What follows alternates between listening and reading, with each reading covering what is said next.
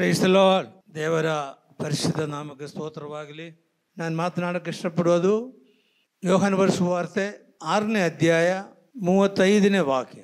ಯೇಸು ಅವರಿಗೆ ಜೀವ ಕೊಡುವ ರೊಟ್ಟಿ ನಾನೇ. ಯೇಸು ಅವರಿಗೆ ಜೀವ ಕೊಡುವ ರೊಟ್ಟಿ ನಾನೇ. ನಾನೇ. ಸಾಕಷ್ಟೆ. ಜೀವ ಕೊಡುವ ರೊಟ್ಟಿ. ರೊಟ್ಟಿ ಎಲ್ಲರಿಗೂ ಬೇಕಿಲ್ವಾ? ಹಲ್ಲೆಲೂಯಾ. ಯೇಸು ಹೇಳಿದಾನೆ, ಜೀವ ಕೊಡುವ ರೊಟ್ಟಿ ನಾನೇ. ಈ ಸಂದರ್ಭಗಳು ನಾವು ನೋಡಬೇಕಾದ್ರೆ ನಮಗೆ ಅರ್ಥನಾದ ಯೇಸು ಕ್ರಿಸ್ತನು ಮತ್ತಾಯನ ಬರೆದ ವಾರ್ತೆಯಲ್ಲಿ ಅದನ್ನು ನಾವು ನೋಡೋಣ.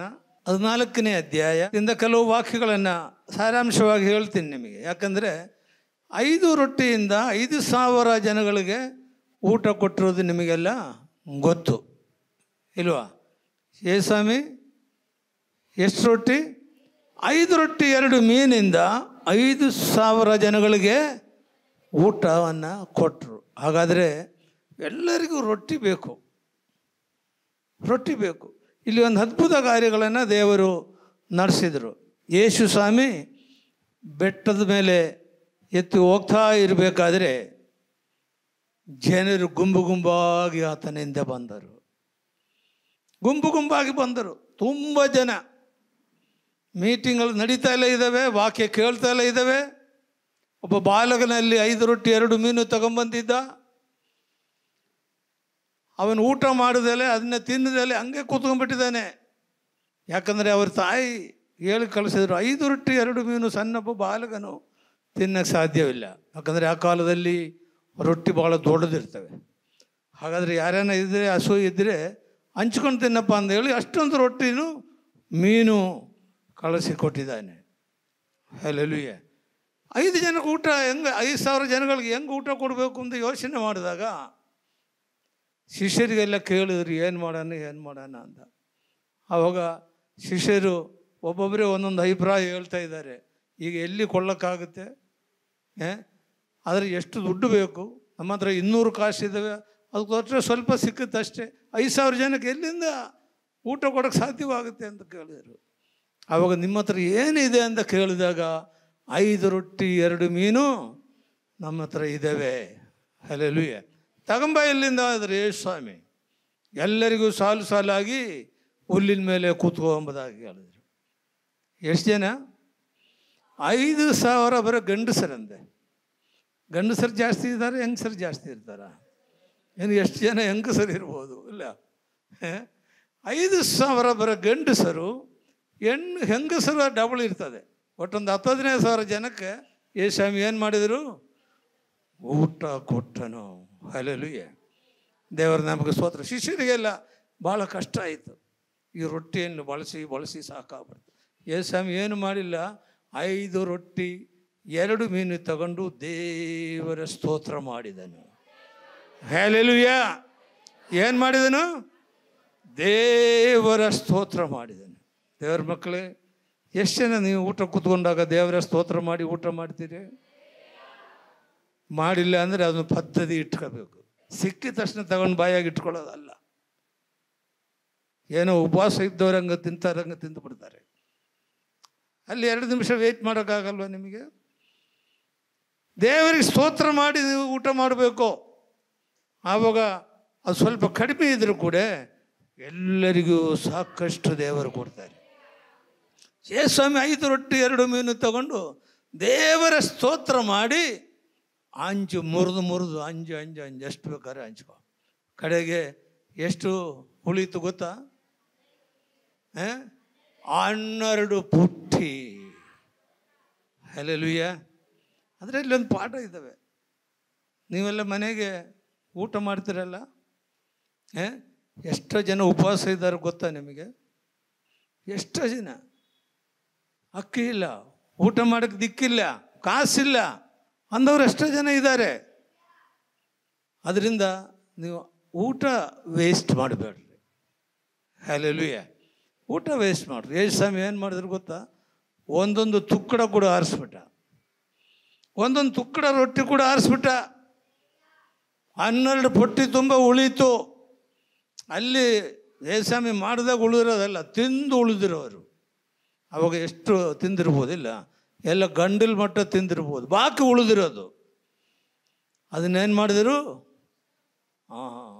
12 ಪುಟ್ಟಿ ತುಂಬಿತು. ಹಲ್ಲೆಲೂಯಾ. ಅವಾಗ ಸ್ವಾಮಿ ಶಿಷ್ಯರಿಗೆ ಹೇಳಿದರು, ನೀವು ಆಚೆ ತಡಕ್ಕೆ ಹೋಗು, ನಾನು ಇವರನ್ನೆಲ್ಲ ಕಳಿಸ್ತೀನಿ ಎಂಬುದಾಗಿ.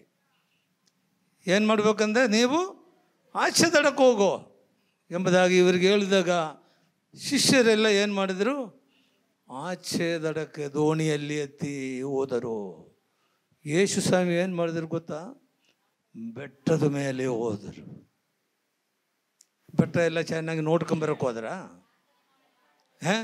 ಬೆಟ್ಟ ಹೆಂಗಿದಾವೆ ನೋಡ್ಕೊಂಬರಕ್ಕೆ ಹೋಗಿದ್ಯಾ ಯೇಸು ಸ್ವಾಮಿ? ಪ್ರಾರ್ಥನೆ ಮಾಡಕ್ಕೆ. ಹಲ್ಲೆಲೂಯಾ. ಹೊಟ್ಟೆ ತುಂಬಿದ ಮೇಲೆ ಯಾರೇನು ಪ್ರಾರ್ಥನೆ ಮಾಡ್ತಾರಾ? ಹೊಟ್ಟೆ ತುಂಬಿದ ಮೇಲೆ ಪ್ರಾರ್ಥನೆ ಮಾಡ್ತಾರೆ. ಹೊಟ್ಟೆ ತುಂಬಿಟ್ರು ಸಾಕು, ಸ್ತೋತ್ರ ಕೂಡ ಹೇಳಲ್ಲ, ಎದ್ದು ಹೋಗ್ಬಿಡ್ತಾರೆ. 5,000 ಜನ ಏನು ಮಾಡಿದರು, ಅವ್ರವ್ರ ಪಾಡ್ಗೆ ಅವ್ರು ಹೋಗ್ಬಿಟ್ರು, ತಿಂದು ಹೋಗ್ಬಿಟ್ರು. ಹಲ್ಲೆಲೂಯಾ. ವಾಕ್ಯವನ್ನು ಕೇಳಿದರು, ರೋಗಿಗಳನ್ನು ವಾಸಿ ಮಾಡಿದರು, ದೆವ್ವ ಪೀಡಿದವ್ರನ್ನ ದೆವ್ವ ಬಿಡಿಸಿದರು. ಹಂಗೆ ಟೈಮ್ ಕಳೆದಾಗ ಇವರಿಗೆ ಜನ ಯಾರು ಹೋಗಂಗಿಲ್ಲ. ವಾಕ್ಯ ಅಂದ ವಾಕ್ಯ ಯೇಸು ಸ್ವಾಮಿ ಬಾಯಿಯಿಂದ ಬರ್ತದೆ, ಇಂಬವಾದ ವಾಕ್ಯ. ಆ ವಾಕ್ಯ ಕೇಳಿದ್ರೆ ಒಬ್ಬರು ಎದ್ದು ಹೋಗಲ್ಲ, ಒಬ್ಬರು ತೂಕಡಿಸೋದಿಲ್ಲ. ಇಲ್ಲಿ ವಾಕ್ಯ ಹೇಳ್ಬೇಕಾದ್ರೆ ಎಷ್ಟು ಜನ ನಿದ್ರೆ ಮಾಡ್ತೀರಿ? ನಿದ್ರೆ ಮಾಡೋರೆಲ್ಲ ಸ್ವಲ್ಪ ಹಲ್ಲೆಲೂಯಾ ಹೇಳ್ರಿ ನೋಡೋಣ. ಹಂಗಾರೆ ವಾಕ್ಯ ಕೇಳ್ತಾ ಇದ್ದಾರೆ. ಇಲ್ಲಿ ನಿದ್ರೆ ಮಾಡೋರು ನಿದ್ರೆ ಮಾಡ್ತಿರ್ತಾರೆ, ಅವ್ರಿಗೆ ಗೊತ್ತೂ ಆಗಲ್ಲ. ಹಲ್ಲೆಲೂಯಾ. ಹಾಗಾದರೆ ದೇವರ ವಾಕ್ಯ ಹೇಳಬೇಕಾದ್ರೆ 2 ಕಿವಿಯಿಂದ ಕೇಳಬೇಕು. ಹಲ್ಲೆಲೂಯಾ. ದೇವರ ವಾಕ್ಯ ಭಾಳ ಪ್ರಾಮುಖ್ಯ, ಅದು ನಮ್ಮನ್ನು ಮಾರ್ಪಡ್ತದೆ. ನಾನು ಆಗಲೇ ಒಂದು ಸರ್ತಿ ಹೇಳಿದೆ, ಜಾನ್ ವೆಸ್ಲಿ ಅವ್ರ ಮನೆಯವರು ಸೂಸನ್ನ ವೆಸ್ಲಿ, ಅವ್ರಿಗೆ 19 ಮಕ್ಕಳಿದ್ವು ಅಂದೆ. ಅವ್ರಿಗೇನು ಮಾಡಿದ್ರು ಗೊತ್ತಾ, ಬೈಬಲನ್ನು ಕೊಟ್ರಂತೆ. ನಮ್ಮ ಹತ್ರ ಇದೇ ಆಸ್ತಿ ಏನೂ ಇಲ್ಲ, ಬೈಬಲನ್ನು ಕೊಟ್ಟರು. ಈ ಬೈಬಲ್ ನೀನು ಓದಿದರೆ ನಿಮ್ಮನ್ನು ಪಾಪದಿಂದ ಬೇರ್ಪಡಿಸ್ತದೆ. ಹಲ್ಲೆಲೂಯಾ. ಹಾಗಾದರೆ ಬೈಬಲ್ ಓದಿದರೆ ನಮ್ಮನ್ನು ಏನು ಮಾಡ್ತದೆ? ಪಾಪ ಮಾಡೋದಿಲ್ಲ. ಪಾಪ ಮಾಡಬಾರ್ದು, ಇದರಲ್ಲಿ ಬರೆದಿದ್ದಾವೆ. ಪಾಪ ಮಾಡಬಾರ್ದು, ನೀನು ಕುಡಿಬಾರ್ದು, ಬೇರೆ ಬೇರೆ ಕೆಟ್ಟ ಕೆಟ್ಟ ಕೆಲಸಗಳು ಮಾಡಬಾರ್ದು, ಮೋಸ ಮಾಡಬಾರ್ದು, ನೀವೊಬ್ಬರಿಗೆ ಚಾಡಿ ಹೇಳಬಾರ್ದು. ಇದೆಲ್ಲ ಇದರಲ್ಲಿ ಬರೆಯಲ್ಪಟ್ಟಿದ್ದಾವೆ. ಅದಕ್ಕೆ ಸೂಸನ್ನ ವೆಸ್ಲಿ ಬೈಬಲ್ ಕೊಟ್ಟು ಹೇಳಿದರು, ಅಕಸ್ಮಾತ್ ನೀನು ಪಾಪ ಮಾಡಿದರೆ ಏನು ಮಾಡ್ತದೆ? ಈ ಬೈಬಲ್ ನಿನ್ನಿಂದ ದೂರ ಹೋಗುತ್ತೆ, ದೇವರ ವಾಕ್ಯ ದೂರ ಹೋಗಿ ನೀನು ಹಿಂಜಾರಿ ಹೋಗ್ತೀಯ. ಹಲ್ಲೆಲೂಯಾ. ಹಾಗಾದರೆ ಅವ್ರ ಮಕ್ಕಳು, ಸೂಸನ್ನ ವೆಸ್ಲಿ ಒಬ್ಬ ಮಗ ಯಾರಿದ್ರು? John Wesley. ಅವನು ಇಡೀ ವಿಶ್ವವಿಖ್ಯಾತಿ ಮೆಥೋಡಿಸ್ಟ್ ಚರ್ಚು ಸ್ಥಾಪನೆ ಮಾಡಿರೋನು. ಹಲ್ಲೆಲೂಯಾ. ಮೆಥೋಡಿಸ್ಟ್ ಸ್ಥಾಪನೆ ಮಾಡಿರೋನು. ಅವರಮ್ಮ ಬೈಬಲ್ ಕೊಟ್ಟರು, ಅವನು ಉಜ್ಜೀವನ ಹೊಂದರು, ಇಡೀ ಪ್ರಪಂಚವೆಲ್ಲ ಸುವಾರ್ತೆ ಸಾರಿದರು. ಅದೇ ಇವತ್ತಿನ ಪ್ರಪಂಚದಲ್ಲಿರುವ ಮೆಥೋಡಿಸ್ಟ್ ಚರ್ಚ್ಗಳು ಎಲ್ಲ ಕಡೆ ಇದ್ದಾವೆ. ಹಲ್ಲೆಲೂಯಾ. ಹಾಗಾದರೆ ದೇವರ ವಾಕ್ಯ ಭಾಳ ಪ್ರಾಮುಖ್ಯ, ನಾವು ಅದು ಓದ್ತಲೇ ಇರಬೇಕು. ಹಲ್ಲೆಲೂಯಾ. ಅದರಿಂದ ವಾಕ್ಯ ಭಾಳ ಪ್ರಾಮುಖ್ಯ, ದಯಮಾಡಿ ಕೇಳ್ರಿ. ಮುಂದೆ ಏನು ಮಾಡಿದ್ರು ಗೊತ್ತಾ? ಶಿಷ್ಯರನ್ನೆಲ್ಲ ದೋಣಿ ಮೇಲೆ ಆಚೆ ದಡಕ್ಕೆ ಹೋಗು ಎಂಬುದಾಗಿ ಹೇಳಿದರು. ಶಿಷ್ಯರು ದೋಣಿ ಮೇಲೆ ಆಚೆ ದಡಕ್ಕೆ ಹೋದ. ಆಚೆ ದಡಕ್ಕೆ ಹೋಗ್ಬೇಕಾದ್ರೆ ಗಲೀಲಾಯ ಸಮುದ್ರ ಇಲ್ವಾ, ಅದಕ್ಕೆ ಇನ್ನೊಂದು ಹೆಸರು ಕೂಡ ಇದೆ, ತಿಬೇರಿಯಸ್. 2-3 ಹೆಸರಿದ್ದಾವೆ. ಅದನ್ನು ಭಾಳ ದೊಡ್ಡದೇನಲ್ಲ, ಒಳ್ಳೆ ನೀರು, ಸಮುದ್ರದ ಉಪ್ಪು ನೀರು. ಇದು ಒಳ್ಳೆ ಸಿಹಿ ನೀರು. ನಾವು ಹೋಗಿ ಅದರಲ್ಲಿ ಬೋಟಲ್ಲಿ ಓಡಾಡಿದ್ದೀವಿ. ಆ ಬೋಟಲ್ಲಿ ಏನಾಯಿತು, ಇವರು ರಾತ್ರಿ ಆಚೆ ದಡಕ್ಕೆ ಹೋಗ್ತಾ ಇದ್ದಾರೆ, ಭಯಂಕರವಾದ ಬಿರುಗಾಳಿ. ಹಲ್ಲೆಲೂಯಾ. ಎಂಥ ಗಾಳಿ? ಬಿರುಗಾಳಿ. ನೋಡ ವಾಕ್ಯವನ್ನು ಸ್ವಲ್ಪ ಓದಪ್ಪ, ಏನಾಯಿತು ಆವಾಗ? ದೋಣಿಯು ಭೂಮಿಗೆ ಬಹುದೂರ ಹೋಗಿತ್ತು ಮತ್ತು ಎದುರುಗಾಳಿ ಬೀಸುತ್ತಿದ್ದರಿಂದ. ಎದುರುಗಾಳಿ. ಹಲ್ಲೆಲೂಯಾ. ಎದುರುಗಾಳಿ ಬೀಸ್ತದೆ. ನೀನು ಯಥಾರ್ಥವಾದ ದೇವರ ಮಕ್ಕಳಾದರೆ ಕೆಲವು ಟೈಮ್ನಲ್ಲಿ ಎದುರುಗಾಳಿ ನಿಮ್ಮ ಎದುರುಗಾಗಿ ಬೀಸುತ್ತೆ. ಕೆಲವು ಶತ್ರುಗಳಾಗಿರ್ಬೋದು, ಬೇರೆಯವರಾಗಿರ್ಬೋದು, ನಿಮಗೆ ವಿರುದ್ಧವಾಗಿ ಮಾತಾಡೋರಿದ್ದಾರೆ, ನಿಮಗೆ ವಿರುದ್ಧವಾಗಿ ನಿಲ್ಲುವರಿದ್ದಾರೆ. ಆದರೆ ಎದುರುಗಾಳಿ ಬಂದಾಗ ಭಯಂಕರವಾದ ತೆರೆ ಇವರ ದೋಣಿಯಲ್ಲಿ ಹೊಡೀತು. ಭಯಂಕರವಾದ ತೆರೆ ಹೊಡೀತು. ತೆರೆ ಹೊಡೆದರೆ ಏನಾಗುತ್ತೆ? ತೆರೆಗಳ ಹೊಡೆತಕ್ಕೆ ಸಿಕ್ಕಿ ಒದ್ದಾಡುತ್ತಿದ್ದರು. ಚಿಂತೆ ಮಾಡಬೇಡ್ರಿ, ಕೆಲವು ಟೈಮ್ನಲ್ಲಿ ಒದ್ದಾಡುವ ಪರಿಸ್ಥಿತಿ ಬರ್ತದೆ. ನಮಗೆ ಕೂಡ ಬಂದಿತ್ತು. ಅಲ್ಲಿ ನಮ್ಮ ಮನೆಯವರಾಗಲೇ ಸಾಕ್ಷಿ ಹೇಳಿದ, ಬಿರುಗಾಳಿ ಹೊಡೀತು, ಭಾಳ ಕಷ್ಟದಲ್ಲಿ ಪ್ರಯಾಸದಲ್ಲಿ, ಇನ್ನು ಉಳಿತೇನೋ ಇಲ್ಲೋ ಎಂಬುದನ್ನು ಪರಿಸ್ಥಿತಿ ಬಂದ್ಬಿಡ್ತು. ಆದರೆ ದೇವರಲ್ಲಿ ಇಳಿದು ಬಂದಿತ್ತು. ನಾವು ಆವತ್ತೇ ದೇವರ ಮುಂದೆ ಒಂದು ಇದನ್ನು ಹೇಳಿದ್ದೀವಿ, ಇನ್ಮೇಲೆ ನಾನು ನಿನ್ನ ಸೇವೆ ಹೆಚ್ಚಾಗಿ ಮಾಡ್ತೀವಿ ಎಂಬುದಾಗಿ. Hallelujah, hallelujah. ಆವತ್ತಿಂದ ನಾವು ಎಷ್ಟೋ ದುಡ್ಡುಗಳು ಖರ್ಚು ಮಾಡಿ ಟಿ ವಿಯಲ್ಲಿ ಪ್ರೋಗ್ರಾಮ್ಗಳು ಕೊಟ್ಟರು. ಅದರ ಮೂಲಕವಾಗಿ ಅನೇಕರು ರಕ್ಷಣೆ ಹೊಂದಿದರು, ಅನೇಕರು ದೇವರ ಸೇವಕರಾಗಿದ್ದಾರೆ. ನಮಗೆಲ್ಲ ಕಡೆಗೆ ಹೋಗಿ ಸೇವೆ ಮಾಡೋಕ್ಕೆ ಆಗಲ್ಲ. ಅದಕ್ಕೆ ಮೀಡಿಯಾ ಮೂಲಕವಾಗಿ ದೇವರ ಸೇವೆ ಮಾಡ್ತೀವಿ. ಬಿರುಗಾಳಿ ಹೊಡೀತದೆ. ಹಲ್ಲೆಲೂಯ. ದೇವರ ಮಗನು ಮಗಳು ನೀನು ಆದರೆ ನಿಮ್ಮ ಜೀವನದಲ್ಲಿ ಬಿರುಗಾಳಿ ಹೊಡೀತದೆ. ಆದರೆ ಒಂದು ವಿಷಯ ಮರಿಬೇಡ್ರಿ, ನೀನು ಬಿರುಗಾಳಿ ಹೊಡೆದಾಗ ಯೇಸು ಸ್ವಾಮಿ ಬೆಟ್ಟದ ಮೇಲೆ ಕೂತ್ಕೊಂಡು ಪ್ರಾರ್ಥನೆ ಮಾಡ್ತಾ ಇದ್ದಾರೆ. ಬೆಟ್ಟದ ಮೇಲೆ ಕುಂಡ್ರ ಯೇಸು ಸ್ವಾಮಿಗೆ ನನ್ನ ಶಿಷ್ಯರು ಸಮುದ್ರದಲ್ಲಿ ಸಿಕ್ಕಾಕೊಂಡ್ಬಿಟ್ಟಿದ್ದಾರೆ, ಎದುರು ಬಿಟ್ಟಿದ್ದಾರೆ, ಯಾವಾಗ ದೋಣಿ ಮುಳುಗೋಗುತ್ತೋ ಅಂತೇಳಿ. ಯೇಸು ಸ್ವಾಮಿ ಏನು ಮಾಡಿದ್ರು? ಸಮುದ್ರದ ಮೇಲೆ ನಡ್ಕೊಂಬಂದರು. ಹಲ್ಲೆಲೂಯ. ಕಷ್ಟ ಪ್ರಯಾಸಗಳು ಬಂದಾಗ ಯೇಸು ಸ್ವಾಮಿಗೆ ರಾತ್ರಿ ಬರೋಕ್ಕೆ ಯಾವ ದೋಣಿ ಇರಲಿಲ್ಲ, ನಡ್ಕೊಂಬಂದ್ಬಿಟ್ಟ ಸಮುದ್ರದ ಮೇಲೆ. ಹಲ್ಲೆಲೂಯ. ಸಮುದ್ರದ ಮೇಲೆ ನಡ್ಕೊಂಡು ಬಂದಾಗ ಇವ್ರಿಗೆ ಎದುರ್ಕೊಂಡ್ಬಿಟ್ಟ. ಅಲೆಗಳು ಜೋರಾಗಿ ಬರ್ತಾ ಇದೆ, ಅದು ಹೆಂಗೆ ನಡ್ಕೊಂಬಂದ್ರು ಯೋಚನೆ ಮಾಡೋಕ್ಕೆ ಆಗಲ್ಲ.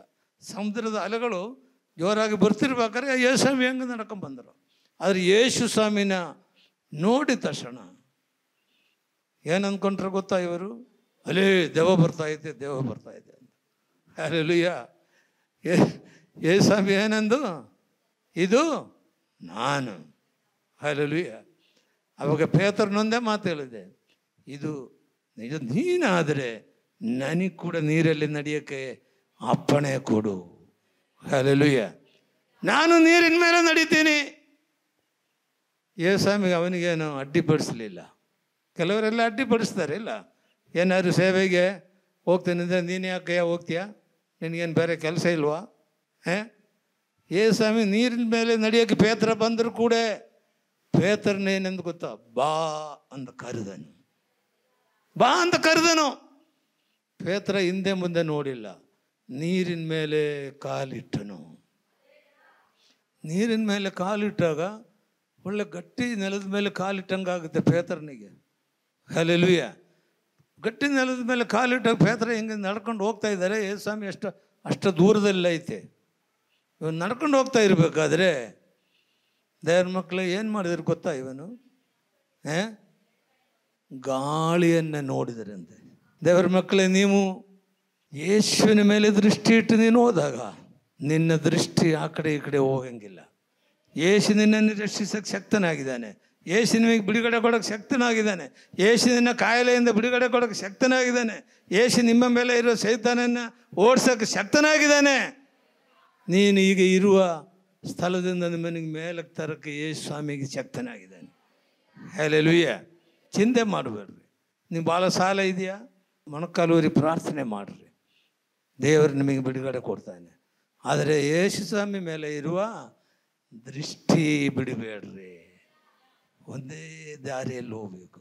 ನಿನ್ನ ದೃಷ್ಟಿ ಯಾವಾಗ ಬದಲಾಯಿಸ್ತೀರೋ ಏನಾಗುತ್ತೆ? ಮುಳುಗೋಗ್ತೀಯ. ಸೈತಾನ ಹಿಡಿತವೆ. ಪೇತ್ರನ ಕೆಲಸ ಏನು ಗೊತ್ತಾ ನಿಮಗೆ? ಮೀನು ಹಿಡಿಯುವನು. ಯೇಸು ಸ್ವಾಮಿ ಅವನ ಹತ್ರ, ಪೇತ್ರನ ಹತ್ರ ಮೀನು ಹಿಡಿಸಿದ್ರು. 2 ದೋಣಿ ತುಂಬ ಮೀನು ಸಿಕ್ತು. ಒಂದು ಸರ್ತಿ ಪೇತ್ರ ಯೇಸು ಸ್ವಾಮಿ ನೋಡಿದ ತಕ್ಷಣ ಜಬ್ ಮಾಡಿ ಸಮುದ್ರದಿಂದ ದಡಕ್ಕೆ ಬಂದರು. ಪೇತ್ರನಿಗೆ ನೀರು ಈಜು ಬರಲ್ವಾ? ಬರ್ತದೆ. ಅವನು ಹುಟ್ಟಿದಾಗಲಿಂದ ಬರೋ ಸಮುದ್ರದಲ್ಲಿ ಓಡಾಡೋನಿಗೆ ಈಜು ಬರಲ್ವಾ? ಬರ್ತದೆ. ಮತ್ತು ಹೆಂಗ್ರೆ ಮುಳುಗಿರೋದು ಇವನು? ಹೆಂಗೆ ಮುಳುಗಿದ್ರು? ಸೈತಾನ್ ಹಿಡ್ಕೊಂಡು ಹೇಳಿದ್ರು ಇವನಿಗೆ. ಸೈತಾನ್ ಹಿಡ್ಕೊಂಡು ಹೇಳಿದ್ರು. ಎಷ್ಟೋ ಈಜು ಬರೋರು ಸತ್ತು ಹೋಗ್ತಾರೆ ಇಲ್ವಾ? ಇವನು ಮುಳುಗಿದಾಗ ಇವನ ಕೈಯಾಗಿ ಹಿಂಗೆ ಆಡಿದ್ರೆ ಈಜು ಬಂದು ಉಳ್ಕೋಬೋದಾಯಿತು. ಆದರೆ ಇವನು ಸೀದ ಕೆಳಗೆ ಹೋಗ್ತಾ ಇದೆ. ಆವಾಗ ನೋಡು, ಯಾವ ವಾಕ್ಯ ಓದಪ್ಪ ಅದನ್ನು. ಆದರೆ ಗಾಳಿಯನ್ನು ನೋಡಿ ಭಯಪಟ್ಟು ಮುಳುಗುತ್ತಾ ಸ್ವಾಮಿ ನನ್ನನ್ನು ಕಾಪಾಡು ಎಂದು ಕೂಗಿಕೊಂಡು, ಕಾಪಾಡು ಸ್ವಾಮಿ, ಹಲ್ಲೆಲೂಯ, ಕಾಪಾಡು. ಎಷ್ಟು ಜನ ಹೇಳ್ತೀರಿ ದೇವರಿಗೆ ಕಾಪಾಡು ಕಾಪಾಡು ಅಂತ? ನಿಮ್ಗೇನಾದ್ರು ಕಷ್ಟಗಳು ತೊಂದರೆ ಬಂದರೆ ಪಕ್ಕದ ಮನೆಗೆ ಹೇಳ್ತೀರಾ? ಇಲ್ಲ ನಿಮ್ಮ ಫ್ರೆಂಡ್ಸ್ಗೆ ಹೇಳ್ತೀರಾ? ಯೇಸುವಿಗೆ ಹೋಗಬೇಕು. ದೇವರೇ ನನ್ನನ್ನು ಕಾಪಾಡಪ್ಪ, ನಾನು ಮುಳುಗ್ತಾ ಇದ್ದೀನಿ, ನನ್ನನ್ನು ಕಾಪಾಡಪ್ಪ. ಯೇಸುವನನ್ನು ಕೈ ಹಿಡಿದ ಮೇಲಕ್ಕೆ ಎತ್ತಿದನು. ಹಲ್ಲೆಲೂಯ. ಯೇಸುವನನ್ನು ಕೈ ಹಿಡಿದ ಮೇಲಕ್ಕೆ ಎತ್ತಿ ಇಬ್ಬರು ಸೇರಿ ಏನು ಮಾಡಿದರು? ದೋಣಿ ಮೇಲೆ ಹತ್ತಿದರು. ಹಲ್ಲೆಲೂಯ. ಯೇಸು ನಿನ್ನ ದೋಣಿ ಮೇಲೆ ಕಾಲಿಟ್ರೆ ಎಲ್ಲ ಶಾಂತ, ಎಲ್ಲ ಶಾಂತ. ನಿನ್ನ ಕುಟುಂಬದಲ್ಲಿ ಸಮಸ್ಯೆ ಇದೆಯಾ? ನಿನ್ನಲ್ಲಿ ಸಮಸ್ಯೆ ಇದೆಯಾ? ನಾಳೆ ನೀನು ಹೆಂಗೆ ಜೀವಿಸ್ತಾ ಇದೆಯಾ ಎಂಬುದಾಗೆ ನಿನಗೆ ಯೋಚನೆ ಮಾಡ್ತಾ ಇದೆಯಾ? ಯೇಸು ನಿನ್ನ ದೋಣಿಯಲ್ಲಿ ಕಾಲಿಟ್ರೆ ಎಲ್ಲ ಶಾಂತ. ಹಲ್ಲೆಲೂಯ. ಎಲ್ಲ ಶಾಂತ. ಯೇಸುನ ಎಷ್ಟು ಜನ ನಿಮ್ಮ ದೋಣಿಯಲ್ಲಿ ಕರಿತೀರಿ? ಯೇಸು ನಿನ್ನಲ್ಲಿ ಬಂದರೆ ಎಲ್ಲ ಶಾಂತವಾಗ್ಬಿಡ್ತದೆ. ಹಲ್ಲೆಲೂಯ. ಆವಾಗ ಇವರು ಆಚೆ ದಡಕ್ಕೆ ಸೇರಿದರು. ಹಲ್ಲೆಲೂಯ. ದೇವರ ನಾಮಕ್ಕೆ ಸ್ತೋತ್ರವಾಗಲಿ. ತಿರುಗಿ ನಾವು ಯೋಹಾನ ಬರೆದ ಸುವಾರ್ತೆಗೆ ಬರೋಣ. ಯೋಹಾನ ಬರೆದ ಸುವಾರ್ತೆ 6ನೇ ಅಧ್ಯಾಯದಲ್ಲಿ ನಾವು ಯಾವ ವಾಕ್ಯ ಓದಿರೋದು? ಯಾವುದ್ರೆ? ಜೀವ ಕೊಡುವ ರೊಟ್ಟಿ ನಾನೇ. ಜೀವ ಕೊಡುವ ರೊಟ್ಟಿ ನಾನೇ. ಹಾಗಾದರೆ 5,000 ಜನ ಊಟ ಮಾಡಿಕೊಂಡು ಹೋಗಿದ್ದಾರೆ. ಭಾಳ ಗಮನ ಇಟ್ಕೊಳ್ಬೇಕು. 5,000 ಅಲ್ಲ, ಇನ್ನು ಜಾಸ್ತಿ ಜನ ಊಟ ಮಾಡ್ಕೊಂಡು ಹೋಗ್ಬಿಟ್ಟಿದ್ದಾರೆ. ಆದರೆ ಶಿಷ್ಯರು ಏನು ಮಾಡಿದರು? ಅವರು ಊಟ ಮಾಡಿದರು, ದೋಣಿಯಲ್ಲಿ ಆಚೆ ದಡಕ್ಕೆ ಹೋದರು. ಯೇಸುಸ್ವಾಮಿನೂ ಆಚೆ ದಡಕ್ಕೆ ಹೋದರು. ತಿರುಗಿ ಬೆಳಕರಿದಾಗ ಈ ಜನ ಇದ್ದಾರಲ್ಲ, ಊಟ ಮಾಡ್ಕೊಂಡು ಹೋದ್ರಲ್ಲ, ಅವರೆಲ್ಲ ಮತ್ತೆ ಬಂದರು. ಏನಕ್ಕೆ? ಯೇಸುಸ್ವಾಮಿ ಹತ್ರ ಬಂದರೆ ಏನು ಸಿಕ್ಕುತ್ತೆ? ಹಲ್ಲೆಲೂಯ. ಯೇಸು ಹತ್ರ ಬಂದರೆ ಊಟ ಸಿಕ್ಕುತ್ತೆ. ಇವ್ರಿಗೆ ಕೆಲಸ ಮಾಡೋಕ್ಕಾಗಲ್ಲ, ಸೋಮಾರಿಗಳು. ಯೇಸು ಹತ್ರ ಬಂದು ದಿವಸ ತಿಂದ್ಕೊಂಡು ಹೋಗೋಣ ಅಂದ ಇವರು ಪ್ಲಾನ್ ಮಾಡಿದರು. ಹಲ್ಲೆಲೂಯ. ಯೇಸು ಹತ್ರ ಬಂದರೆ ಮೊದಲು ಆ ಪ್ರಸಂಗ ಮಾಡಿದ್ರಲ್ಲ, ಅಲ್ಲಿ ನೋಡಿದ್ರೆ ಯೇಸು ಇಲ್ಲ, ಎಲ್ಲಿ ಕಾಣ್ತಾ ಇಲ್ಲ ಯೇಸುವಿನ. ಇವ್ರಿಗೆ ಅನುಮಾನ ಆಯ್ತು, ಆಚೆ ದಡಕ್ಕೆ ಹೋಗಿರ್ಬೋದು. ಆ ದೋಣಿಗಳೆಲ್ಲ ಎತ್ತಿ ಆಚೆ ದಡಕ್ಕೆ ಹೋದರು. ಯಾರು ನೋಡಿಕೊಂಡು? ಯೇಸು ಸ್ವಾಮಿನ ಹುಡ್ಕೊಂಡು. ಏನಕ್ಕೆ? ಅಲ್ಲಿ ಆ ವಾಕ್ಯವನ್ನು ಓದಪ್ಪ ನೀನು. ಯೇಸು ಅವರಿಗೆ, ನಿಮಗೆ ನಿಜ ನಿಜವಾಗಿ ಹೇಳುತ್ತೇನೆ, ನೀವು ನನ್ನನ್ನು ಹುಡುಕುವುದು, ನೀವು ನಮ್ಮನ್ನು ಹುಡುಕುವುದು ಸೂಚಕ ಕಾರ್ಯಗಳನ್ನು ನೋಡಿದ್ದರಿಂದಲ್ಲ, ಸೂಚಕ ಕಾರ್ಯಗಳನ್ನು ನೋಡಿದ್ರಿಂದಲ್ಲ, ಆ ರೊಟ್ಟಿ ತಿಂದು ಹೊಟ್ಟೆ ತುಂಬಿಸಿಕೊಂಡಿದ್ದರಿಂದಲೇ. ರೊಟ್ಟಿ ತಿಂದು ಹೊಟ್ಟೆ ತುಂಬಿಸೋಕ್ಕೋಸ್ಕರ ಹುಡುಕ್ತಾ ಇದ್ದೀರಾ? ನೀನು ಯೇಸುವನ್ನು ಏನು ಹುಡುಕ್ತೀರಾ? ರೊಟ್ಟಿ ತಿಂದು ಹೊಟ್ಟೆ ತುಂಬಿಸೋದಕ್ಕೋಸ್ಕರ ಹುಡುಕ್ತಾ ಇದ್ದೀರಾ? ಹಲ್ಲೆಲೂಯ. ಅವರಿಗೆ ಯೇಸುಸ್ವಾಮಿ ಚೆನ್ನಾಗಿ ಬೈದರು. ಹಲ್ಲೆಲೂಯ. ದುಡಿಯಿರಿ, ಕೆಟ್ಟು ಹೋಗುವ ಆಹಾರಕ್ಕಾಗಿ ದುಡಿಯಬೇಡಿರಿ. ದುಡ್ಕೊಂಡು ತಿನ್ನಯ್ಯ. ಸೋಮಾರಿಗಳಾಗಿ ದಿವಸ ಬಂದು ಈಟಿಂಗ್ ಹೇಳಿ ಬಂದು ಈಟಿಂಗ್ ತಿಂದ್ಕೊಂಡು ಹೋಗ್ತೀರಾ? ಕೆಟ್ಟು ಹೋಗುವ ಆಹಾರಕ್ಕಾಗಿ ದುಡಿಯಬೇಡ್ರಿ. ಕೆಟ್ಟು ಹೋಗುವ ಆಹಾರಕ್ಕೋಸ್ಕರ ನೀವು ದುಡಿಬೇಡ್ರಿ. ನಿತ್ಯ ಜೀವಕ್ಕೆ ಉಳಿಯುವ ಆಹಾರಕ್ಕಾಗಿ, ನಿತ್ಯ ಜೀವಕ್ಕೆ ಉಳಿಯುವ ಆಹಾರಕ್ಕೋಸ್ಕರ ದುಡೀರಿ. ಹಲ್ಲೆಲೂಯ. ಎಷ್ಟು ಜನ ಸೋಮಾರಿಗಳಿದ್ದಾವೆ ಇಲ್ಲಿ ಕೆಲಸಕ್ಕೆ ಹೋಗೋದಿಲ್ಲ. ವಾರಕ್ಕೆ ಒಂದು ದಿವಸ ಮಾಡಿ ದುಡ್ಡು ಬಂದುಬಿಟ್ರೆ ಇಡೀ ವಾರವೆಲ್ಲ ಕೆಲಸಕ್ಕೆ ಹೋಗಲ್ಲ ಸೋಮಾರಿಗಳು. ಹಲ್ಲೆಲೂಯ. ರೊಟ್ಟಿ ಎಲ್ಲಿ ಸಿಕ್ಕುತ್ತೆ ಅಂತ ಕಾಯ್ತಾರೆ. ಏನು ಗೌರ್ಮೆಂಟ್ ಇವಾಗ ಎಲ್ಲ ರೇಷನು ಅವೆಲ್ಲ 2,000 ಎಲ್ಲ ಕೊಡ್ತಾರಲ್ಲ, ಅದು ಬರ್ತದೆ ಅಂತ ಕಾಯ್ತಾರೆ. ಕೆಲಸಕ್ಕಂದು ಹೋಗಲ್ಲ. ಇಲ್ಲಿ ಕೆಲಸಕ್ಕೆ ಜನ ಸಿಕ್ಕಲ್ಲ, ಹೋಗಲ್ಲ. ಯಾಕೆ? ರೊಟ್ಟಿ ಸಿಕ್ಕುತ್ತಲ್ಲ, ರೊಟ್ಟಿ ತಿಂದ್ಕೊಂಡು ಆರಾಮಾಗಿ ಇರೋದು. ಬೇಕಾದ್ರೆ ಹೆಂಡತಿ ಕಳಿಸ್ತಾರೆ, ನೀನು ಹೋಗಿ ದುಡ್ಕೊಂಬಾರೆ, ನೀನು ಹೋಗಿ ದುಡ್ಕೊಂಬ, ನಾನು ಮನೆಗಿದ್ದು ಕುಡ್ಕೊಂಡು ಇಲ್ಲೇ ಇರ್ತೀನಿ. ಹಲ್ಲೆಲೂಯ. ಅಂದವರಿಗೆ ಸ್ವಾಮಿ ಏನು ಹೇಳ್ತಾರೆ ಗೊತ್ತೇನು? ನಶಿಸಿ ಹೋಗುವ ಆಹಾರಕ್ಕೋಸ್ಕರ ದುಡಿಬೇಡ್ರಿ, ನಿತ್ಯ ಜೀವಕ್ಕೋಸ್ಕರ ದುಡಿರಿ, ನಿತ್ಯ ಜೀವ. ಆವಾಗ ಇಲ್ಲಿ ಏನು ಹೇಳ್ತಾರೆ ಗೊತ್ತೇನು? ಅವರು ಇನ್ನು ಮುಂದೆ ಓದು. ಅವರು ದೇವರಿಗೆ ಮೆಚ್ಚುಗೆಯಾದ ಕೆಲಸಗಳನ್ನ ನಾವು ನಡೆಸಬೇಕಾದರೆ ಏನು ಮಾಡಬೇಕೆಂದು ಆತನನ್ನ ಕೇಳಿದ್ದಕ್ಕೆ, ದೇವರಿಗೆ ಮೆಚ್ಚುಗೆ ಆಗುವ ಕೆಲಸಗಳು ಮಾಡೋದಕ್ಕೆ ನಾವು ಏನು ಮಾಡಬೇಕು ಎಂಬುದಾಗಿ ಕೇಳಿದ್ದಕ್ಕೆ ಯೇಸು ದೇವರು ಮೆಚ್ಚುವ ಕೆಲಸ ಯಾವುದೆಂದರೆ, ದೇವರು ಮೆಚ್ಚುವ ಕೆಲಸ ಏನಂದ್ರೆ ಆತನು ಕಳಿಸಿಕೊಟ್ಟವನನ್ನು ನಂಬುವುದೇ, ಕಳಿಸಿಕೊಟ್ಟಿರುವ ಅವನನ್ನು ನೀವು ನಂಬುವುದೇ. ನಂಬುವರು ಯಾರು? ಯಾರೇ ಕಳಿಸಿಕೊಟ್ಟಿರೋದು? ಯೇಸುವನ್ನು ಕಳಿಸಿಕೊಟ್ಟಿದ್ದಾರೆ. ಹಲ್ಲೆಲೂಯಾ. ಯೇಸುವನ್ನು ಕಳಿಸಿಕೊಟ್ಟಿದ್ದಾರೆ. ನಿತ್ಯ ಜೀವಕ್ಕೋಸ್ಕರ ನೀನು ಕೆಲಸ ಮಾಡ್ಬೇಕಂದ್ರೆ ಯಾರ ಹತ್ರ ಹೋಗ್ಬೇಕು? ಯೇಸುವಿನ. ಯೇಸುವಿನ ದೇವರೇ ಕಳಿಸಿದ್ದಾರೆ. ಯೋಹಾನ 3:16 ನಾವು ನೋಡ್ತೀವಲ್ಲ, ಹೇಳ್ರಿ. ದೇವರು ಲೋಕದ ಮೇಲೆ ಎಷ್ಟೋ ಪ್ರೀತಿಯನ್ನು ತನ್ನ ಒಬ್ಬನೇ ದೇವರು ಲೋಕದ ಮೇಲೆ ಎಷ್ಟೋ ಪ್ರೀತಿಯನ್ನಿಟ್ಟು ತನ್ನ ಒಬ್ಬನೇ ಮಗನನ್ನು ಕೊಟ್ಟನು. ಹಲ್ಲೆಲೂಯಾ. ಒಬ್ಬನೇ ಮಗನನ್ನ ಈ ಪ್ರಪಂಚದಲ್ಲಿ ಕಳಿಸಿದಿರೋದು. ಆ ಒಬ್ಬನೇ ಮಗನನ್ನ ನೀನೇನ್ ಮಾಡಬೇಕು? ಆಮೇಲೆ ಕೆಳಗಡೆ ನೋಡೋ ವಾಕ್ಯ, ಅವರ ಆತನನ್ನ ಹಾಗಾದ್ರೆ ನಾವು ನೋಡಿ ನಿನ್ನ ಮಾತನ್ನು ನಂಬುವಂತೆ ಏನು ಸೂಚಕ ಕಾರ್ಯ ಮಾಡುತ್ತೀ? ನೋಡಿದಿರ, 5,000 ಜನಕ್ಕೆ ಊಟ ಕೊಟ್ಟರು ಸಾಲದು, ಮತ್ತು ಸೂಚಕ ಕಾರ್ಯ ನೋಡ್ಬೇಕಂತ ಇವರಿಗೆ. ಮತ್ತೊಂದು 5,000 ಜನಕ್ಕೆ ಇವರಿಗೆಲ್ಲ ಊಟ ಕೊಡಬೇಕು. ಮತ್ತೆ ಸೂಚಕ ಕಾರ್ಯ ನೀನು ಮಾಡ್ತೀಯ? ಎಷ್ಟು ರೋಗಿಗಳು ಸ್ವಸ್ಥರಾದರೆ ದೆವ್ವವೆಲ್ಲ ಬಿಟ್ಟು ಹೋಯಿತು. ಎಲ್ಲವನ್ನು ಮಾಡಿದ್ರು ಕೂಡ ಯೇಸು ಪ್ರಶ್ನೆ ಆಗ್ತಾ ಇದ್ದಾರೆ, ಮತ್ತೇನು ಸೂಚಕ ಕಾರ್ಯ ಮಾಡ್ತೀಯಾ? ಯೇಸು ಏನಂದು ನೋಡು, ನಮ್ಮ ಹಿರಿಯರು ಅಡವಿಯಲ್ಲಿ ಮನ್ನಾ ತಿಂದರು.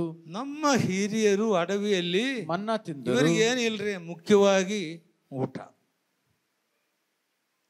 ಮುಖ್ಯವಾಗಿ ಏನು ಬೇಕು? ಊಟ ಬೇಕು. ಕೆಲಸ ಮಾಡೋಕ್ಕಾಗಲ್ಲ. ಯೇಸು ಹತ್ರ ಬಂದರೆ ಊಟ ಸಿಕ್ಕುತ್ತೆ ಅಂತೇಳಿ ಯೇಸು ಹತ್ರ ಬಂದರು. ಹಲ್ಲೆಲೂಯಾ. ಅವಾಗ ಏನು ಹೇಳ್ತಾ ಇದ್ದಾರೆ? ಯೇಸು ಅವರಿಗೆ, ನಿಮಗೆ ನಿಜ ನಿಜವಾಗಿ ಹೇಳುತ್ತೇನೆ, ನಿಮಗೆ ನಿಜ ನಿಜವಾಗಿ ಹೇಳುತ್ತೀನಿ, ಮೋಶೆ ನಿಮಗೆ ಪರಲೋಕದಿಂದ ರೊಟ್ಟಿ ಕೊಟ್ಟವನಲ್ಲ. ಮೋಶೆ ಎಲ್ಲ ಕೊಟ್ಟಿದ್ದು, ದೇವರು ಕೊಟ್ಟಿರುವುದು. ಹಲ್ಲೆಲೂಯಾ. ದೇವರು ಕೊಟ್ಟಿರೋದು, ಮೋಶೆ ಎಲ್ಲ ಕೊಟ್ಟಿರೋದು. ಆಮೇಲೆ ಕೆಳಗಡೆ ನೋಡು, ದೇವರು ಕೊಡುವ ರೊಟ್ಟಿ ಯಾವುದೆಂದರೆ, ದೇವರು ಕೊಡುವ ರೊಟ್ಟಿ ಯಾವುದಂದ್ರೆ ಪರಲೋಕದಿಂದ ಇಳಿದು ಬಂದು ಲೋಕಕ್ಕೆ ಜೀವವನ್ನ ಉಂಟು ಮಾಡುವಂತದ್ದು ಎಂದು. ಲೋಕಕ್ಕೆ ಜೀವವನ್ನು ಉಂಟು ಮಾಡುವಂಥದ್ದು ಅದೇ ನಿಜವಾದ ರೊಟ್ಟಿ. ಯಾರ್ರಿ ಇಳಿದು ಬಂದಿರೋದು? ಯೇಸುವಿನೇ. ಇಲ್ಲ, ನಾವು ವಾಕ್ಯ ಓದಿರೋದೇನು? ಆಗ ಅವರು, ಸ್ವಾಮಿ ಆ ರೊಟ್ಟಿ ನಮಗೆ ಯಾವಾಗಲೂ ಕೊಡು ಅನ್ನಲು. ಇವರಿಗೆ ಬರೋ ಊಟ ಬೇಕ್ರಿ. ಯಾವಾಗ 6ನೇ ಅಧ್ಯಾಯದಲ್ಲಿ ಇದೆಯಲ್ಲ, ಶುರು ಆದಾಗಲಿಂದ ಕಡೆ ತಂಗ ಬರೀ ತಿನ್ನೋದೇ ಬದುಕಿ ಬರೋದು, ಬರೀ ಊಟ.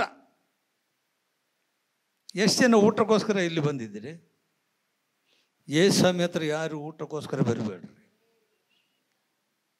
ಬಾಕಿ ಏನು ಹೇಳ್ತೇವೆ ಗೊತ್ತಾ? ನೀನು ಯಥಾರ್ಥವಾಗಿ ದೇವರ ಮಗನೂ ಮಗಳು ಆಗಿದ್ದೀರಿ, ನಿನಗೆ ಎಂದಿಗೂ ಕೊರತೆ ಇರೋದಿಲ್ಲ, ಎಂದಿಗೂ ಕೊರತೆ ಇರೋಲ್ಲ. ಶುಭವು ಕೃಪೆಯು ನಿನ್ನನ್ನು ಹಿಂಬಾಲಿಸುತ್ತದೆ. ನೀತಿವಂತನು ಭಿಕ್ಷೆ ಬೇಡೋದು ಎಂದಿಗೂ ನೋಡಿಲ್ಲ ಅಂದ ವಾಕ್ಯದಲ್ಲಿದ್ದಾವೆ. ನೀನು ನೀತಿವಂತನಾಗಿದೆಯಾ? ನಿಜವಾಗಲೂ ಯೇಸುವಿನ ನೀನು ನಂಬಿಕೆ ಇಟ್ಟಿದ್ದೀರಾ? ಯೇಸು ನಿಮ್ಮನ್ನು ಎಂದಿಗೂ ಉಪವಾಸ ಹಿಡಿಯೋದಿಲ್ಲ.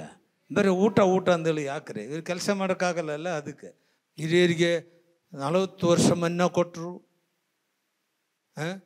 ನಾವು ಮನೆ ಕೂತ್ಕೊಳ್ತೀನಿ, ನಮಗೂ ಮನ್ನಾ ಕೊಡ್ರೆ, ಊಟ ಕೊಡ್ರೆ. ಹಲ್ಲೆಲೂಯಾ. ಊಟಕ್ಕೋಸ್ಕರ ಯಾರು ಯೇಸು ಹತ್ರ ಬರಬೇಡ್ರಿ. ಕೆಳಗಡೆ ನೋಡು ಮತ್ತೆ. ಅನ್ನಲು ಯೇಸು ಅವರಿಗೆ, ಜೀವ ಕೊಡುವ ರೊಟ್ಟಿ ನಾನೇ, ಜೀವ ಕೊಡುವ ರೊಟ್ಟಿ ನಾನೇ. ನನ್ನ ಬಳಿಗೆ ಬರುವವನಿಗೆ, ನನ್ನ ಬಳಿಗೆ ಬಂದವನಿಗೆ ಎಂದಿಗೂ ಹಸಿವೆಯಾಗುವುದಿಲ್ಲ, ಎಂದಿಗೂ ಹಸಿವೆಯಾಗದಿಲ್ಲ. ನನ್ನನ್ನು ನಂಬುವವನಿಗೆ, ಅದನ್ನು ನಂಬುವವನಿಗೆ ಎಂದಿಗೂ ನೀರಡಕೆ ಆಗೋದಿಲ್ಲ. ಮತ್ತೆ ಯಾಕ್ರೆ ಊಟ? ಹೊಟ್ಟೆ ಹಸಿವಾದ್ರೆ ತಾನೆ ಊಟ. ಹಲ್ಲೆಲೂಯ. ದೇವರ ವಾಕ್ಯನೇ ಊಟ. ಊಟ ಯಾವುದ್ರಿ? ಯೇಸುಸ್ವಾಮಿ ಹತ್ರ ಆ ಕಾಲದಲ್ಲಿ ಕಲ್ಲುಗಳಿದಾವಲ್ಲ, ಒಳ್ಳೆ ನಾವು ಈ ಬಣ್ಣ ತಗೊಳ್ತೀವಲ್ಲ, ಆ ಬಣ್ಣಿನಂಗೆ ಅದೇ ಸೇಮ್ ಇರ್ತದೆ ಕಲ್ಲು. ಆ ಕಲ್ಲು ತಗೊಂಬಂದು ಯೇಸುಸ್ವಾಮಿ ಹತ್ರ ಹೇಳ್ತಾನೆ, ಕೊಡ್ತಾನೆ, ತೋರಿಸ್ತಾನೆ. ಈ ಕಲ್ಲನ್ನು ರೊಟ್ಟಿಯನ್ನಾಗಿ ಮಾರ್ಪಡಿಸರೆ. ಹಲ್ಲೆಲೂಯ. ಆಯ್ತು, ಇಲ್ಲಿ ಕೊಡಿ, ನಾನು ರೊಟ್ಟಿ, ನನಗೆ ಹೊಟ್ಟೆ ಹಸಿವಾಗ್ತಾ ಇದೆ, ಈ ಕಲ್ಲನ್ನು ನಾನು ರೊಟ್ಟಿಯಾಗಿ ಮಾರ್ಪಡಿಸ್ತೀನಿ ಎಂದು ಹೇಳಿದ್ರೆ ಯೇಸು. ಉತ್ತರ ಕೊಡ್ರಿ, ಹೇಳಿದಿರಾ ಯೇಸು? ಮತ್ತೇನು ಹೇಳಿದ್ರೆ ಯೇಸು? ದೇವರ ಬಾಯಿಂದ ಹೊರಡುವ ಪ್ರತಿಯೊಂದು ಮಾತಿನಿಂದಲೂ ಬದುಕುವನು. ದೇವರ ಬಾಯಿಂದ ಬರುವ ಪ್ರತಿಯೊಂದು ಮಾತುಗಳು ಯಾವುದದು? ದೇವರ ವಾಕ್ಯ. ದೇವರ ವಾಕ್ಯ. ಎಷ್ಟು ಜನ ಓದ್ತೀರಿ ದೇವರ ವಾಕ್ಯ? ದೇವರ ವಾಕ್ಯ ಓದಬೇಕು ನೀನು. ಹಲ್ಲೆಲೂಯ. ದೇವರ ವಾಕ್ಯ ಅಂದರೆ ಬೇರೆ ಯಾರು ಅಲ್ಲ, ಯೇಸುನೇ ದೇವರ ವಾಕ್ಯ. ಹಲ್ಲೆಲೂಯ. ಹಾಗಾದರೆ ಯೇಸು ಹತ್ರ ಬರ್ಬೇಕಾದ್ರೆ ಕೆಟ್ಟ ಬುದ್ಧಿ ಇಟ್ಕೊಂಡು ಬರಿಬೇಡ್ರಿ. ನನಗೆ ಊಟ ಬೇಕು, ನನಗೆ ಮನೆ ಬೇಕು, ನನಗೆ ಕಾರ್ ಬೇಕು, ನನಗೆ ಐಶ್ವರ್ಯ ಬೇಕು, ಎಲ್ಲ ಯೇಸು ಕೊಡ್ತಾನೆ. ನೀನು ಕೆಟ್ಟ ಬುದ್ಧಿಯಿಂದ ಬಂದರೆ ಏನೂ ಕೊಡೋದಿಲ್ಲ. ನಿತ್ಯ ಜೀವಕ್ಕೋಸ್ಕರ ಬರಬೇಕು. ಯೇಸು ಹತ್ರ ಏನಕ್ಕೆ ಬರಬೇಕು? ನಿತ್ಯ ಜೀವಕ್ಕೋಸ್ಕರ ಯೇಸುವಿನ ಹತ್ರ ಏನು ಬರಬೇಕು. ಹಲ್ಲೆಲೂಯ. ನೋಡ್ರಿ, ಮತ್ತೆ ಅವರು ಬಂದವರು ಏನು ಹೇಳ್ತಾರೆ, ಮತ್ತೊಂದು ಮಾತು ಯೇಸುಸ್ವಾಮಿ ಹೇಳ್ತಾರೆ ನೋಡ್ರಿ, 37ನೇ ವಾಕ್ಯ ನೋಡು.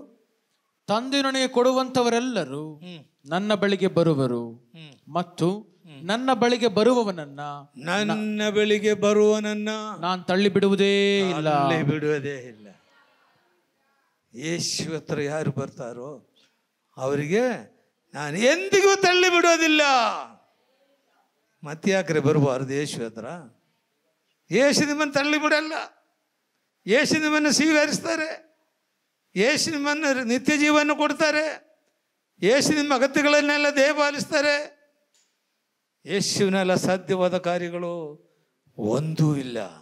ಯೇಸು ಮಾತು ಕೊಟ್ಟಿದ್ದಾನೆ, ನನ್ನ ಹತ್ರ ಬರುವವರನ್ನ ನಾನು ಎಂದಿಗೂ ತಳ್ಳಿ ಬಿಡುವುದಿಲ್ಲ. ಹಲ್ಲೆಲೂಯ.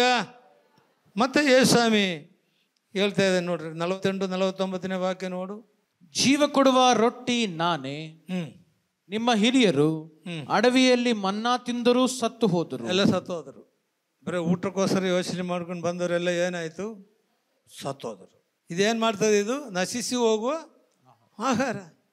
ಆಹಾರನೂ ಸಾಯ್ತೀಯ, ನೀನು ಸಾಯ್ತೀಯ, ಸತ್ತು ಹೋಯ್ತು. ಆಮೇಲೆ ನೋಡು, ಪರಲೋಕದಿಂದ ಇಳಿದು ಬರುವ ರೊಟ್ಟಿ ಎಂಥದ್ದೆಂದರೆ, ಪರಲೋಕದಿಂದ ಇಳಿದು ಬರುವ ರೊಟ್ಟಿ ಎಂದದಂದ್ರೆ ಅದನ್ನು ತಿಂದವನು ಸಾಯುವುದಿಲ್ಲ, ಅದನ್ನು ತಿಂದವರು ಸಾಯುವುದಿಲ್ಲ. ಹಲ್ಲೆಲೂಯ. ಹಲ್ಲೆಲೂಯ. ಅದು ಯಾವುದ್ರಿ ರೊಟ್ಟಿ? ಯೇಸುವಿನೇ ಆ ರೊಟ್ಟಿ. ಹಲ್ಲೆಲೂಯ. ಹಾಗಾದರೆ ಪರಲೋಕದಿಂದ ಇಳಿದ್ರು ಬಂದು ರೊಟ್ಟಿ ಬೇರೆ ಯಾರೂ ಅಲ್ಲ, ಯೇಸುವಿನೇ. ಆ ಯೇಸು ಹತ್ರ ನೀನು ಇವತ್ತು ಬಂದರೆ ಯೇಸು ನಿಮ್ಮನ್ನು ತಳ್ಳಿ ಬಿಡೋದಿಲ್ಲ. ಆಮೆನ್. ನಿನ್ನೆಲ್ಲ ಬೇಡಿಕೆಗಳನ್ನು ಯೇಸುಸ್ವಾಮಿ ಈಡೇರಿಸ್ತಾರೆ. ನಿಮಗೆಲ್ಲ ಏನು ಕಷ್ಟಗಳಿದೆಯಾ, ತೊಂದರೆಗಳಿದೆಯಾ, ಬಾಧೆಗಳಿದೆಯಾ, ಯೇಸು ನಿಮಗೆ ಬಿಡುಗಡೆ ಕೊಡ್ತಾನೆ. ಹಲ್ಲೆಲೂಯ. ನಾವು ಪ್ರಾರ್ಥನೆ ಮಾಡೋಣ. ಎಲ್ಲರ ತಲೆಗಳನ್ನು ಬಾಗ್ರೆ ಒಂದು ತೀರ್ಮಾನದಿಂದ ಇಲ್ಲಿಗೆ ಹೋಗೋಣ. ನಾವು ಹೋಗ್ಬೇಕಾದ್ರೆ ನಮ್ಮ ದೃಷ್ಟಿ ಯೇಸುವಿನ ಮೇಲೆ ಇಟ್ಕೊಂಡು ಹೋಗ್ಬೇಕು. ಯೇಸುವಿನ ಮೇಲೆ ನಿನ್ನ ದೃಷ್ಟಿ ತಪ್ಪಿದಾಗ ನೀನು ಮುಣುಗೋಗ್ತೀಯ. ಹಲ್ಲೆಲೂಯ. ಯೇಸು ಹತ್ರ ಬರ್ಬೇಕಾದ್ರೆ ರೊಟ್ಟಿಯಿಂದ ಹೇಳಿ ಬರಬೇಡ್ರಿ. ಯೇಸು ರೊಟ್ಟಿನೂ ಕೊಡ್ತಾರೆ, ಎಲ್ಲವನ್ನು ಕೊಡ್ತಾರೆ. ನಿತ್ಯ ಜೀವಕ್ಕೋಸ್ಕರ ಯೇಸು ಹತ್ರ ಬರಬೇಕು. ನಾವು ಪ್ರಾರ್ಥನೆ ಮಾಡೋಣ. ನಮ್ಮನ್ನು ಬಹಳವಾಗಿ ಪ್ರೀತಿ ಮಾಡುವ ಸ್ವರ್ಗೀಯ ತಂದೆಯಾದ ದೇವರೇ, ನೀನು ಸರ್ವಶಕ್ತನಾದ ದೇವರಪ್ಪ. ನಿನ್ನ ಹತ್ರ ಬರುವವರನ್ನ ನೀನು ಎಂದಿಗೂ ತಳ್ಳಿ ಬಿಡುವ ದೇವರಲ್ಲಪ್ಪ ಕರ್ತನೆ. ಯೇಸುವೆ, ನಾವು ನಿಮ್ಮ ಹತ್ರ ಬರ್ತಾ ಇದ್ದೀವಪ್ಪ. ಹಲ್ಲೆಲೂಯ. ನೀ ನಮಗೆ ನಿತ್ಯ ಜೀವನ ಕೊಡುವ ದೇವರಾಗಿದೆಯಲ್ಲಪ್ಪ ಕರ್ತನೆ. ನಮ್ಮನ್ನು ನರಕಕ್ಕೆ ಕಳಿಸಿದ್ದೇಲೆ, ನಿತ್ಯ ಜೀವಕ್ಕೆ ನೀನು ಕಳಿಸ್ತಿಲ್ಲ, ನಿನಗೆ ಸ್ತೋತ್ರ. ನಾವು ನಿಮ್ಮನ್ನು ನಂಬುತ್ತೀನಿ, ನಮ್ಮನ್ನು ಆರಾಧಿಸ್ತೀನಿ, ನಾವು ನಿಮ್ಮನ್ನು ಸ್ತುತಿಸ್ತೀನಿ ಕರ್ತನೆ. ಯೇಸುವೇ, ನಮ್ಮ ಮೇಲೆ ಕರುಣೆ ತೋರಪ್ಪ, ನಮ್ಮ ಮೇಲೆ ಕರುಣೆ ತೋರು ಕರ್ತನೆ. ಈ ವಾಕ್ಯವನ್ನು ಕೇಳುವ ಜನರೊಂದಿಗೆ ನೀನು ಮಾತನಾಡಪ್ಪ. ಯಾರ್ಯಾರು ಕಷ್ಟದಲ್ಲಿ, ಪ್ರಯಾಸದಲ್ಲಿ, ರೋಗದಲ್ಲಿ, ದುಃಖದಲ್ಲಿದ್ದರೆ ನಿನ್ನ ಹಸ್ತವನ್ನು ಚಾಚಿ ಅವರನ್ನು ಮುಟ್ಟಪ್ಪ. ಹಸ್ತವನ್ನು ಚಾಚಿ ಅವರನ್ನು ಮುಟ್ಟು ಕರ್ತನೆ. ಅವರಿಗೆ ಬಿಡುಗಡೆ ಕೊಡಪ್ಪ, ಬಿಡುಗಡೆಯನ್ನು ಕೊಡು ಕರ್ತನೆ. ಯೇಸು ಕ್ರಿಸ್ತನ ನಾಮದಲ್ಲಿ ಬೇಡ್ತೀವಿ ತಂದೆಯೇ, ಆಮೇನ್. ಈ ಕಾರ್ಯಕ್ರಮವು church of god full gospel church Chitradurga ವತಿಯಿಂದ ಪ್ರಸಾರವಾಯಿತು.